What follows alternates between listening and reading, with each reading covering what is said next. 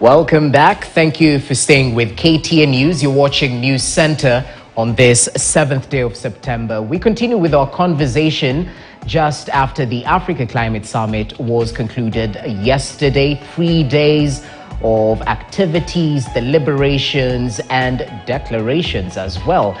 I'm joined by some of those who are involved in that particular summit as they air their hits and misses, and equally as we seek to understand what all this fuss is about, despite us getting the brunt or the negative effects of climate change. I'm joined by Mwanahamisi Singano, who is a senior global policy lead at WEDO, and equally joined by Eunice Musime from Uganda, who's an executive director at Akina Mama wa Africa. Ladies, thank you so much for your time and your patience. Right before the break, I'd hinted about carbon credits. So I'll start with you, Mishi. Let's break it down in terms of those who are back at home and might not be able to fathom, to understand what carbon credit entails. In layman's language, what exactly is carbon credit before we go to the positives and negatives and what it portends for the African continent? What is it? So it's really hard to make technical jargons and processes to sound easy. Yeah. But in essence, in this structure of climate finance, Okay. right? Yeah. As the development countries come in to negotiate, how are they going to fund climate finance, or how are they going to fund climate action? So there were several models and tools that was put on the table. One was grant financing, and that is what we really want, right?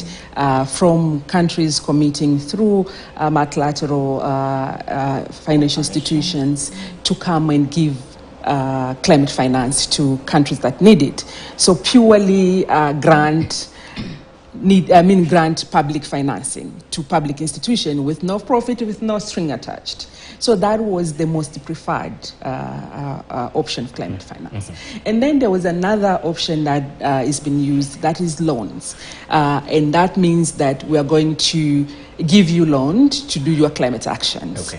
Again, this is done through the financial institutions. For example, World Bank, our government can go there and get loans. There was a lot of debates, a lot of proposals. Some of these loans come with the interest, some of these loans are concessional loans, but they're still loans that needed to be paid. Yeah. So the third aspect was the market. That there should be a tool that allows us to pay for carbon, right? Allows us to pay for climate finance. And that was selling a carbon.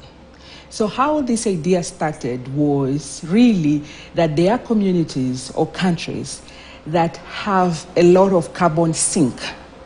So for example, you have huge forests, in Congo, for example, and that forest absorbs a lot of carbon.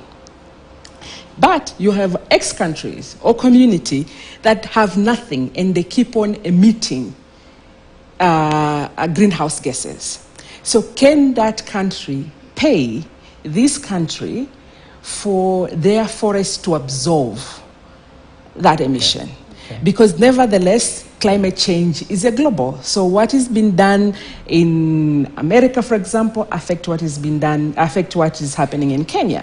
So if there is forest in Kenya that absorb air and fresh air, can US pay for that? So that in essence what that was. So in its noble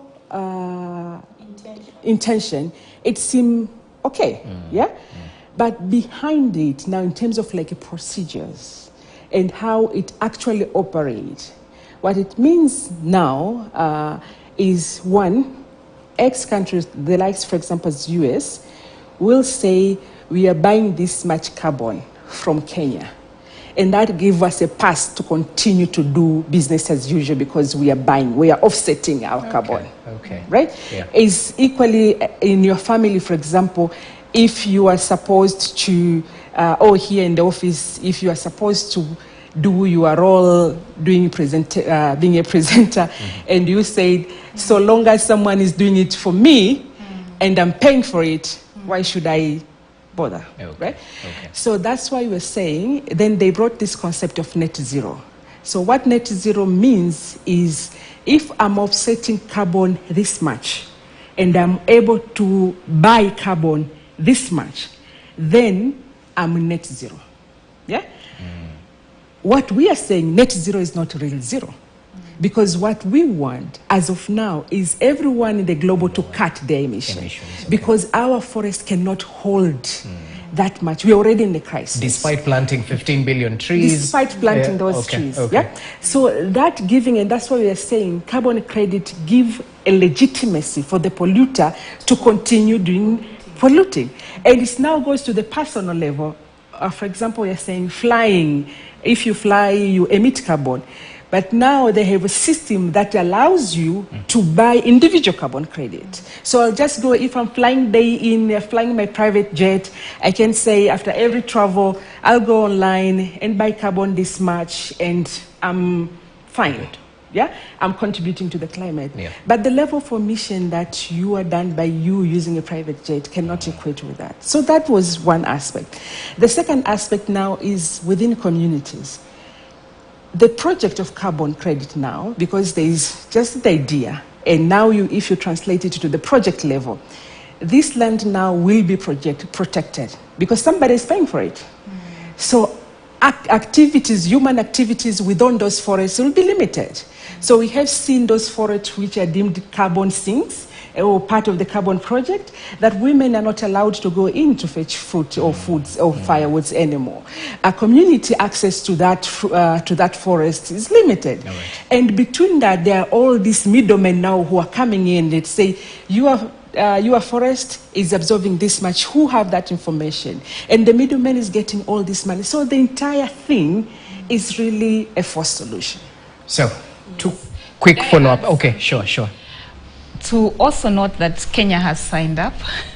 And so for Kenyan citizens to also interrogate that is important. Yeah. It's not just Kenya, there are other countries, Malawi, Gabon, previously Gabon. Now I don't know about the new administration. So the countries that have signed up, it would be important and imperative for citizens in that country to interrogate specifically, because we need to localize the conversations, to interrogate, and I would like to see Kenyans interrogate that a little bit more. What does it mean actually for Kenya? So like my colleague Mishi has said, it's really giving a pass to polluters to continue polluting while they are claiming to pay for it. And so anytime you think of a market-based solution, market-based solutions are not the solutions to the climate crisis. We also need to be categorical about that and say this is a crisis that's largely human instigated, and therefore we are coming up with the same. And that's not the only false solution, that human beings are sitting in spaces like this and coming up with. There are lots of other false solutions that are not necessarily going to redress the climate crisis. If anything at all, they are quite scary when you think about geoengineering. So there are solutions that are being proposed, and it's important for us to interrogate those solutions and ask ourselves if they are truly going to redress the climate crisis. Because the climate crisis is not something that we are not feeling. We are feeling it. Yesterday, Kenya was so hot. But that is at a very elementary level. But when you think of communities that are being washed away, the death, the small islands, maybe not call them the small islands, the islands. So we can't just come up with our market-based solutions. And so if you ask me why we had a lot of the global north flock to the Africa Climate Summit, it was really to push for those solutions that are in their interest. But yes, you can ask the follow-up. Just as we finalize, because equally time is not on our side, just briefly. So from what I've gotten is that this particular narrative, all to do with carbon credit, it might actually drive pollution beyond climate limit. So it's not necessarily a good way to go. But should Africa really reject this carbon trade as a source of funding? Because we're looking for funds. So in short, what you're saying, Africa, this is not a solution for the problems we are facing, despite the funds that might be gotten from there? And I think that is exactly what the problem is, because now we are being told that we get funds from the carbon credit. The truth is, when we are doing carbon credit, now those who have an obligation to pay, they will come and say, my companies and my people have brought this much carbon from your country, so I have delivered my responsibility. So that public financing that we are asking, actually this carbon credit is the way that they will use to say, we are not giving you that money because you have already paid our fair share. So it's really important to see all the tricks that are related to this carbon credit. And if there is one thing that the civil society has really succeeded in this summit, because when it started, the whole articulation was about carbon credit. And I think kudos to all the comrades who have been here. Like, we have really managed to minimize the conversation of carbon credit in this summit and in the declaration itself, because we were expecting, part of our biggest worry is to see the whole declaration is about carbon credit and how Africa can benefit from carbon credit. But we are happy to see there was other issues, adaptation, loss and damage, our role in the upcoming COP28, etc. So it's really important, especially for citizens, as Eunice has said, to engage with their government. It's really important to communities, and it's really important, especially for the indigenous community who are the custodian of this land. Right. It's so easy for the government to say, I have this much forest, as if there is no community that kept that forest. And will they benefit from these resources that they're saying we are selling? And more importantly, as a matter of principle, we should not be selling air. As a matter of principle, we all get it for free. We knew the importance of air when COVID came in, and we really struggled to get an oxygen. But now we get to the situation that we have commodified an air. That's not sour. There's actually a report that says that carbon credits are a sheep in a wolf's skin.